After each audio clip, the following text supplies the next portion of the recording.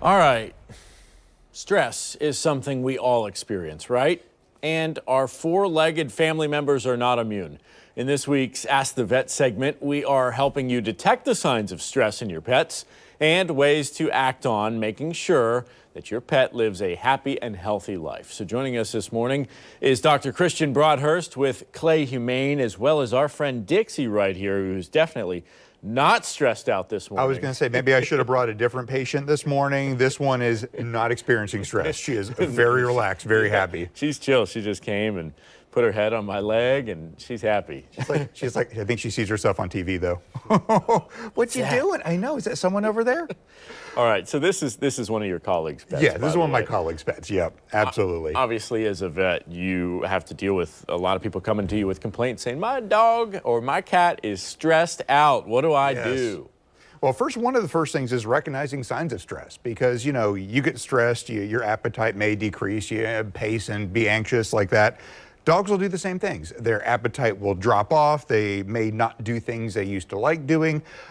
They may pace. They may manifest some medical problems. I mean, vomiting, diarrhea, things like that are pretty common with stress in dogs, up to and including bloody diarrhea. So it can be very dramatic as a sign of stress.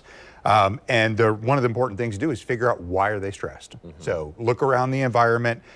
Is there something happening? Are they building next door? Is the next door neighbor's kid driving RC cars at all hours of the night? Things that can cause stress to pets are out there, and if you look for them, you can find them. Sure. Now, oh, there you go. Something. Oh, it was Richard Nunn. Oh no, he gave you food earlier, but he gave you food. Wow, Dixie.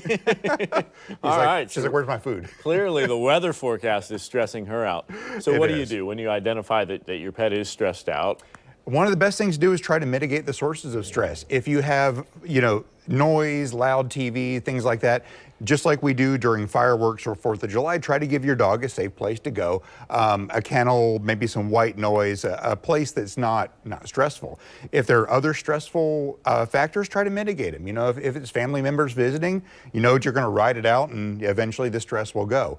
But it is important to know that if the stress hits a certain point, that the pet becomes destructive to either themselves or your house. They're ripping up baseboards or chewing their nails off, then it's time for medical intervention. Then it's time to come see the vet and get some medications to help manage that situation. So there's a pill for that, potentially?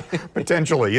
There's several different options. Most importantly, just like us, eliminate the stress. Exercise can help too. Take your dog for long walks, have them burn off lots of calories and lots of energy. That will help bring down their stress levels as well. I feel like you're talking to me too, but you're actually talking about animals. I am, but many of the same things apply to both of us, truly. Absolutely. So there's a lot of times, and I know this with like our family dogs, where people are just like, oh, this pet's not acting right, this and that. And then they snap out of it in a day or two. Does that happen a lot too? It does. It does. Maybe there are factors that you're not even picking up on.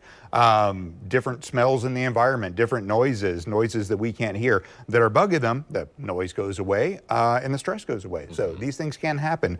But persistent stress is a major source of chronic disease. So for humans and for dogs. So don't ignore it too long. Okay. All right. And apparently Dixie does not like this weather. She does not. Not like this rainy weather today. That is stressing you out. So we're going to get you some sunshine. Rich is going to get you some sunshine, okay? Dr. Broadhurst, thanks as always for coming on. Thanks for having me. Clay Humane.